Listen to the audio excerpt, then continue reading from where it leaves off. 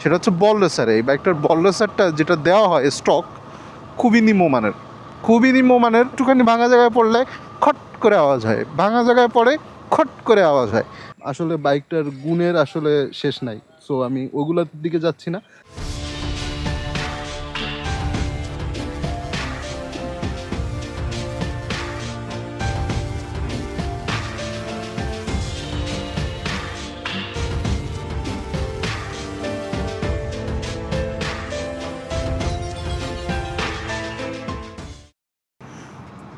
WhatsApp everyone, আশা রাখি সবাই ভালো আছেন, সুস্থ আছেন এবং নিরাপদে আছেন।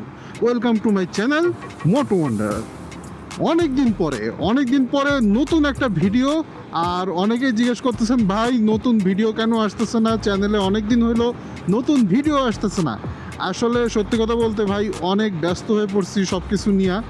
আসেন মেইন টপিকে আসি। আজকে আমরা আমাদের ভিডিওটা হচ্ছে এই এফজেডএস ভার্সন 2 বাইকটা নিয়ে আর কি।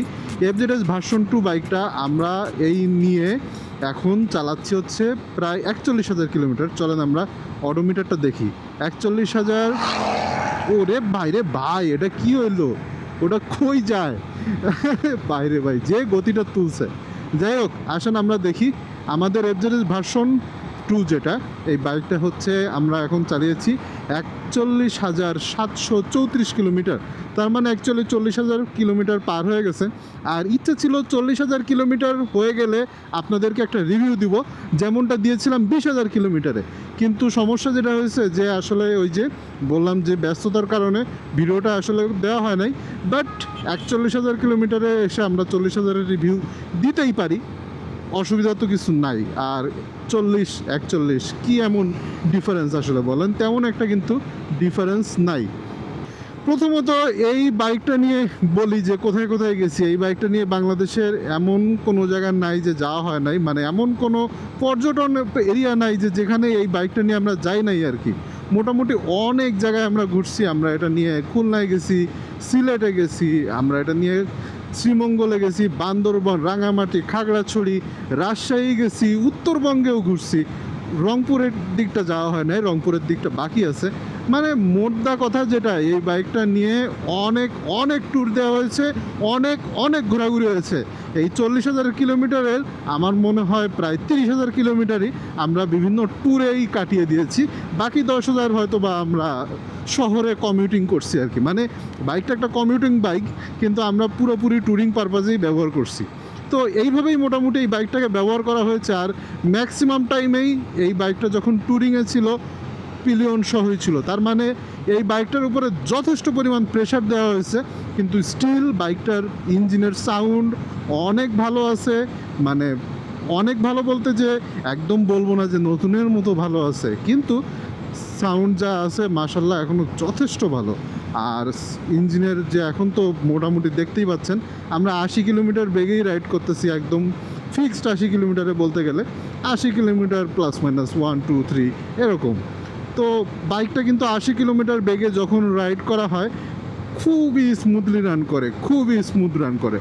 তো অসাধারণ একটা মানে এক্সপিরিয়েন্স বলতে গেলে এই 40,000 কিলোমিটার। আর এই 40,000 কিলোমিটার চালানোর পরে বাইকটার সম্পর্কে অনেক অনেক ভালো এবং মন্দ সব কিছুই আসলে মানে ইনফরমেশন আমার কাছে জমা হয়েছে, এবং এই ইনফরমেশনগুলোই আজকে আপনাদেরকে আমি দিব। সবার আগে চলেন বলি সেটা হচ্ছে ব্রেকিংয়ের ব্যাপারে, কারণ একটা বাইকের ব্রেকিং খুবই ইম্পর্ট্যান্ট একটা জিনিস। আর FZS version 2, version 3, version 4, Fazer, এইসব বাইকগুলো মানুষ মানে কিনেই মেইনলি একটা রিজন থাকে যে ব্রেকের কারণে। এইসব বাইকগুলোর ব্রেকিং অসাধারণ হয়, খুবই ভালো ব্রেকিং হয়। মানে এই বাইকটাতে কোনো এবিএস নাই, কিন্তু এবিএস ছাড়াও যেই ব্রেকিং এই বাইকটাতে পাওয়া যায় এক কথায় অসাধারণ। মানে আমি পুরোপুরি স্যাটিসফাইড। এবিএস নাই, কিন্তু এবিএস না থাকার পরেও আমাকে কোনো দিন কোনো বিপদে পড়তে হয় নাই। কোনো দিন এমন হয় নাই যে ব্রেক ফেল করতেছে, বাইকের ব্রেক কাজ করতেছে না, অথবা এই ধরনের। হ্যাঁ, মানে ব্যবহারের কারণে হইতে পারে, কিন্তু যখন আপনি বাইকটাকে ঠিকঠাক মতো মেনটেন করবেন, একটা মিনিমাম মেনটেন্যান্সের মধ্যে রাখবেন, তখন দেখতে পাবেন আপনার বাইকটা আপনাকে সবসময় একটা রিলায়েবল সার্ভিস দিবে। ওকে, এখন আসেন যে নেক্সট টপিকে, সেটা হচ্ছে যে এই বাইকটার ইঞ্জিন কেমন। বাইকটার ইঞ্জিন খুবই স্মুথ একটা ইঞ্জিন, খুবই স্মুথ। ইঞ্জিনের পাওয়ারে একটু ঘাটতি আছে, কিন্তু আপনি যখন সিঙ্গেল রাইড করবেন কখনোই আপনার পাওয়ারে অতটা ঘাটতি মনে হবে না।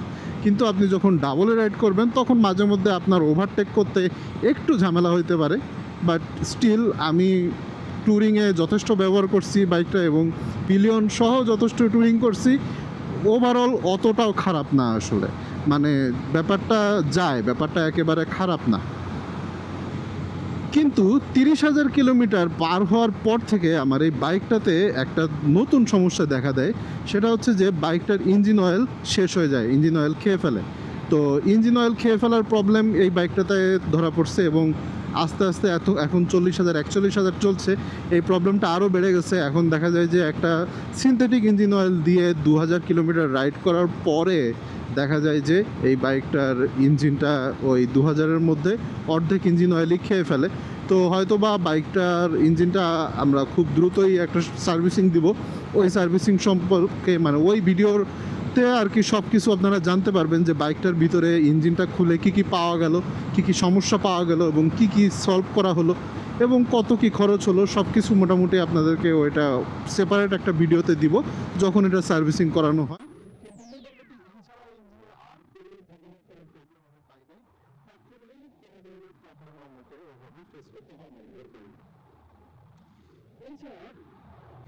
ইঞ্জিনের যে ক্লাচ প্লেটটা থাকে, ক্লাচ প্লেটের একটা মাউন্ট থাকে, এই ক্লাচ প্লেটের মাউন্টটা আমি 2বার সার্ভিসিং করিয়ে নিয়েছিলাম।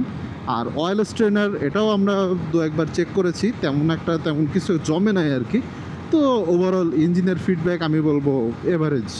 এভারেজ বলতে অ্যাকচুয়ালি অ্যাবোভ এভারেজ বলা যায়, কিন্তু একদম মানে হাই স্যাটিসফ্যাক্টরি অতটা বলতে পারতেছি না।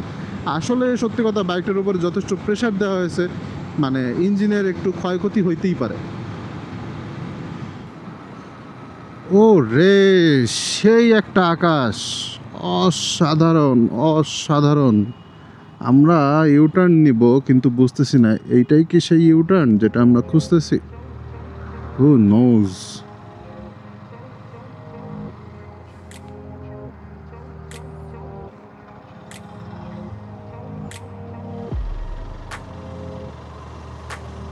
ওই পাশের রাস্তাটা কাজ চলতেছে, এজন্য আমরা এই পাশ দিয়ে আসছি, উল্টা রাস্তা দিয়ে। কিন্তু কিছু করার নাই, সবাই এখন এই একটা দিয়েই আসলে সব দিকে যাচ্ছে। তো এই হচ্ছে মোটামুটি অবস্থা। আর আমরা এখানে চলে আসছি। আমরা যদি হেলিপ্যাডের দিকে যাই তাহলে হচ্ছে এখান থেকে আমাদেরকে ডান দিকে যেতে হবে।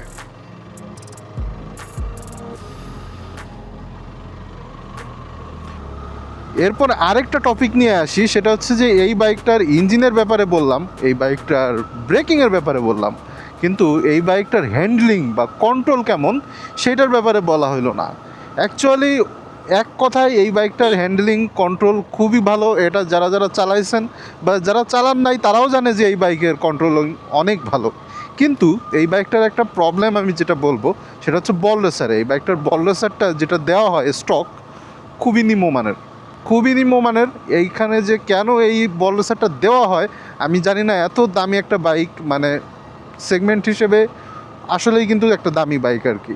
এবং বাইকটার বিভিন্ন পার্টসগুলোর কোয়ালিটি কিন্তু অনেক ভালো। ওরে বাইরে ভাই, বিভিন্ন পার্টসগুলোর কোয়ালিটি কিন্তু অনেক ভালো। ইভেন এটার ব্রেক প্যাড বলেন, এটার ব্রেকের যাবতীয় ব্যাপার স্যাপার সবই R15 MT-15-এর সাথে মিল আছে। কিন্তু এইটার এই যে বল রেসারটা এতই নিম্নমানের আর কি। মোটামুটি আপনি 3,000 কিলোমিটারের উপরে, আমার ক্ষেত্রে যেটা হয় আমি 3,000 কিলোমিটারের বেশি আর চালাইতেই পারি না। এরপরেই দেখা যায় যে একটুখানি ভাঙা জায়গায় পড়লে খট করে আওয়াজ হয়, ভাঙা জায়গায় পড়ে খট করে আওয়াজ হয়। আরে ভাই, এত খটখট করলে কেমনে হবে? ব্যাপারটা তো ভয় লাগে। কারণ বল রেসারের সমস্যা হলে, বল রেসার থেকে যদি সমস্যা হইতে থাকে তাহলে কিন্তু এটা থেকে কোনো না কোনোভাবে এক সময় এই সমস্যাটা না চ্যাসিসে যাবে, আর চ্যাসিসে গেলেই কিন্তু একদম বিপদ। তো এই হচ্ছে অবস্থা।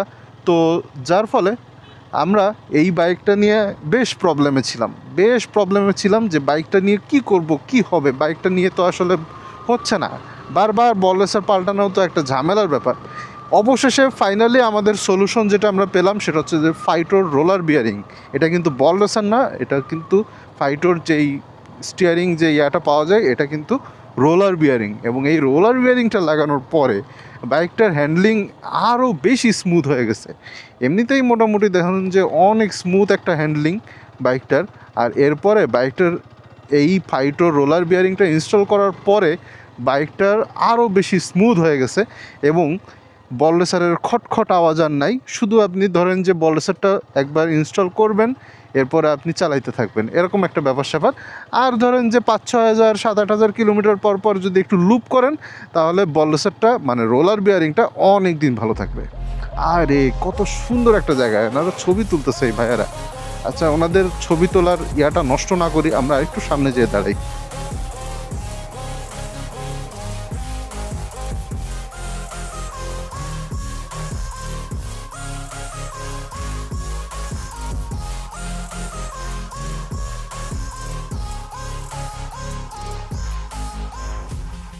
বাইকটার মোটামুটি অনেক কিছুই বলে ফেলছি আপনাদেরকে। আমরা কিন্তু বল রেসারটা যেটা আছে, বল রেসারটা চেঞ্জ করে রোলার বিয়ারিং ব্যবহার করতেছি। এটা আসলে বাইরে থেকে দেখে বোঝার কোনো উপায়ই নাই একরকম বলতে গেলে।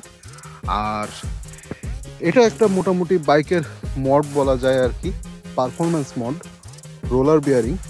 আর এর বাইরে আরেকটা পারফরমেন্স মড হচ্ছে আমাদের টায়ার। আমরা এই যে টায়ারটা ব্যবহার করছি, এটা হচ্ছে অ্যাপোলো ট্রাম্পলার এক্সআর। সামনে আছে হচ্ছে 180/70, আর এটার পিছনে আছে হচ্ছে 140/70/17। তো মোটামুটি সামনে একটা ভুল বলছি, 180/17 বলছি, এটা ভুল বলছি আর কি। 17 হচ্ছে রিম সাইজ আর কি। তো মোটামুটি এই হচ্ছে আমাদের সেকেন্ড মডিফিকেশন বাইকটার। আর থার্ড মডিফিকেশন হচ্ছে এটার হেডলাইটটা আমরা ব্যবহার করেছি হচ্ছে নবসাইটের F03X। তো এটাতেও মোটামুটি প্রচুর আলো হয়, অনেক ভালো আলো হয়, এবং মোটামুটি আপনার মনে হবে না যে আপনার কখনো মানে ফগ লাইটের প্রয়োজন ওইভাবে মনে হবে না আর কি, এই হেডলাইটটা যদি আপনি ব্যবহার করেন। তো অনেকে ফগ লাইটের জন্য মামলা মোকদ্দমা অনেক ঝুট ঝামেলা আছে। তো এই ধরনের ঝুট ঝামেলাগুলো থেকে মোটামুটি দূরে থাকবেন আর কি এই হেডলাইটটা লাগাইলে। বাইকের যে চেন সেট এর যে স্টকটা ছিল, স্টকটা আমরা 20,000 কিলোমিটার চালিয়েছি। এরপরে আমরা হচ্ছে এই চেনটা লাগিয়েছি, আর এটাও স্টক চেন, এবং স্টক চেনটা মোটামুটি আরও 21,000 কিলোমিটার চালিয়ে ফেলেছি। তার মানে এটাও মোটামুটি চেঞ্জ করার সময় হয়ে গেছে। আর চেনটা আমি খুব যত্ন করি আর কি, খুবই ভালো মানের লুপ ব্যবহার করি আর কি। তো যার ফলে এই চেনটা যেটা হয়েছে ক্ষয় হয় নাই, কিন্তু একটা নির্দিষ্ট সময় পরে মানে 20,000 কিলোমিটার যেতে যেতে চেনটা বেশি লম্বা হয়ে গেছে। তো এই চেনটাও আমাদেরকে মোটামুটি চেঞ্জ করে ফেলতে হবে হয়তো বা আর কিছুদিনের মধ্যে। আর বাইকটা একটু নোংরা লাগতে পারে সামান্য, এইটা আসলে ক্ষমা সুন্দর দৃষ্টিতে দেখবেন, কারণ বর্ষাকালে বাইক পরিষ্কার রাখা অনেক টাফ ব্যাপার। বাইকের যে রিয়ার সাসপেনশন, পিছনের দিকের যেই সাসপেনশনটা, এই সাসপেনশনটা আমরা চেঞ্জ করে ফেলেছি জাস্ট 1,000 কিলোমিটার আগে। তার মানে হচ্ছে সাসপেনশন পুরাতন, মানে স্টকটা আমাদের 40,000 কিলোমিটারের মতো গেছে। এরপরে আমাদেরকে এটা চেঞ্জ করতে হয়েছে, কারণ হচ্ছে এটার যে ফেটে তেল বেরোয় গেছিলো আর কি। তো এটা আমরা চেঞ্জ করে ফেলছি। আর সামনের যে সাসপেনশন, এটার সিল একবার চেঞ্জ করা হয়েছে, আর ফর্ক অয়েল প্রায় 3-4 বার চেঞ্জ করা হয়ে গেছে। তো এই হচ্ছে মোটামুটি অবস্থা। আর এর বাইরে আর কি কোনো কিছু চেঞ্জ আছে? আর তেমন কোনো কিছু হয়তো বা চেঞ্জ নাই। সিটটা আমরা মডিফাই করছি, কিন্তু যদিও এটা তো আমি আসলে রিকমেন্ড করব না কাউকে, কারণ হচ্ছে এই সিটটার ভিতরে বৃষ্টির পানি ঢুকে, এর ভিতর দিয়ে পানি ঢুকে যায়, এই যে সেলাইয়ের ভিতর দিয়ে পানি ঢুকে যায়, এবং এরপরে আপনার প্যান্ট ভিজে যাবে। তো এই হচ্ছে সমস্যা। সো মোটামুটি বাইকটাতে মাত্র 3টা পারফরমেন্স মোড আছে। 1 নাম্বার হচ্ছে রোলার বিয়ারিং, 2 নাম্বার হচ্ছে এটার টায়ার, আর 3 নাম্বারে হচ্ছে এটার হেডলাইটটা। তো আসলে একটা বাইক 40,000 কিলোমিটার চালানো মানে একটা মোটামুটি লং টাইম আমরা এই বাইকটার সাথে ছিলাম। 40,000 কিলোমিটার চালিয়ে অনেক অনেক এক্সপিরিয়েন্স হয়েছে, অনেক ধরনের মানে ভালো খারাপ এক্সপিরিয়েন্স হয়েছে। কিন্তু সত্যি কথা বলতে কি, এই বাইকটার যদি আমি গুণের কথা বলা শুরু করি, আসলে শেষ হবে না, সত্যি কথা শেষ হবে না। যদি আমি বলি খারাপ জিনিসগুলোর কথা, তাহলে হয়তো বা ছোটোখাটো একটা লিস্ট আছে। এই বাইকটা সম্বন্ধে খারাপ কিছু বলা খুব টাফ ব্যাপার, ইঞ্জিনের ব্যাপারটা বাদ দিয়ে। কিন্তু আসলে বাইকটার গুণের আসলে শেষ নাই। সো আমি ওগুলোর দিকে যাচ্ছি না, খারাপ ব্যাপারগুলাই শুধু বলবো। সেটা হচ্ছে যে প্রথমত এই বাইকটার যেই বল রেসারটা দেওয়া হয়, এই বল রেসারটা আমি বলবো যে অবশ্যই যেন আর একটু বেটার বল রেসার দেওয়া হয়। সম্ভব হইলে এটাতে স্টক রোলার বিয়ারিংই দিয়ে দেওয়া উচিত, আমি যেটা মনে করি আর কি। দ্বিতীয়ত এর যে হেডলাইটটা, এই সময়ে এসে আসলে হ্যালোজেন হেডলাইট মানে কি বলবো, খুবই আন্ডার পাওয়ার্ড আর কি। তো এটাতে যদি একটা এলইডি হেডলাইট সহ বাইকটা আসতো খুবই ভালো হতো। আমরা যেহেতু এলইডি লাগিয়ে নিয়েছি, আমাদের ক্ষেত্রে সমস্যা হচ্ছে না, কিন্তু অনেকেই আসলে এখানে যেটা করে যে ফগ লাইট লাগায়, এলইডি লাগায়, অনেক কিছু লাগাইতে হয়, কারণ এটার স্টক লাইট একেবারেই কাজের না।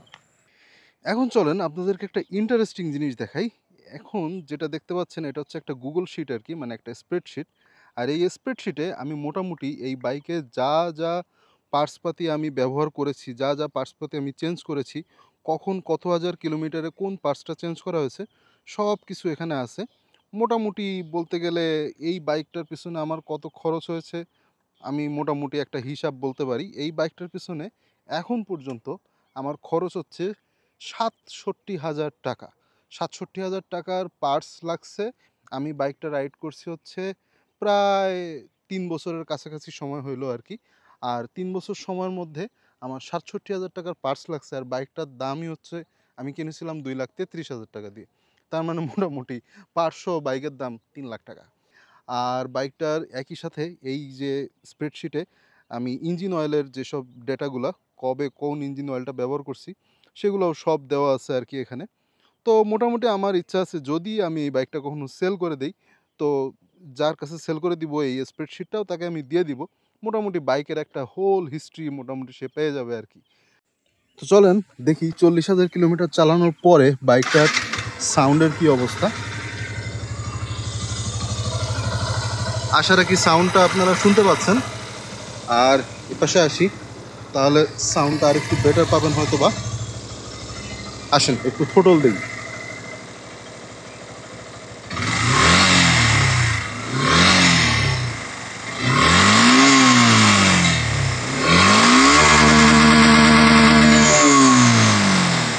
এটা হচ্ছে সাউন্ড আর কি আমাদের ইঞ্জিনের। সো 40,000 যাওয়ার পরে মোটামুটি এরকম সাউন্ড, মোটামুটি স্যাটিসফ্যাক্টরি সাউন্ড আমি বলবো। চলেন অফ করে দিই। সো আসলে যথেষ্ট ভালো সাউন্ড, ইঞ্জিনটার কোয়ালিটি মানে এখনও কন্ডিশন যথেষ্ট ভালো আছে। শুধুমাত্র একটাই প্রবলেম, যেটা বললাম যে এটা হচ্ছে ইঞ্জিন অয়েলটা খেয়ে ফেলে আর কি। তো মোটামুটি আমরা আশা রাখতেছি যে বাইকটার ইঞ্জিনটাতে একটা ভালো রকম একটা সার্ভিসিং দিব আমরা, দিয়ে মোটামুটি ইঞ্জিনটাকে আরও বেটার পারফরমেন্স আনতে পারবো আশা রাখি আমরা। আর ইঞ্জিন অয়েল খেয়ে ফেলা এটা আসলে মোটেই ভালো কিছু না, কারণ ইঞ্জিন অয়েল খেয়ে ফেলে ইঞ্জিন অয়েল শেষ হয়ে যায়, এরপরে বাইকের সাউন্ডটা তত একটা ভালো আসে না। আজকের ভিডিওটা মোটামুটি এই পর্যন্তই। এই ভিডিওটা আশা রাখি এই বাইকটা যদি কেউ কিনতে চান বা কেনার প্ল্যান থাকে, আশা রাখি এই ভিডিওটা দেখলে বুঝতে পারবেন যে এই বাইকটা আপনার জন্য ভালো হবে কি না, কতটুকু ভালো হবে বা কতটুকু মন্দ হবে। তো ভিডিওটা এখানে শেষ করে দিচ্ছি। ভিডিওটা যদি ভালো লেগে থাকে তাহলে অবশ্যই একটা লাইক দিয়ে দেবেন। আর চ্যানেলে যদি এখনও সাবস্ক্রাইব করে না থাকেন তাহলে সাবস্ক্রাইব করে হয়ে যাবেন আমাদের মেম্বার। সবাই ভালো থাকবেন, সুস্থ থাকবেন এবং মোস্ট ইম্পর্টেন্টলি সেফলি রাইড করবেন। Bye bye.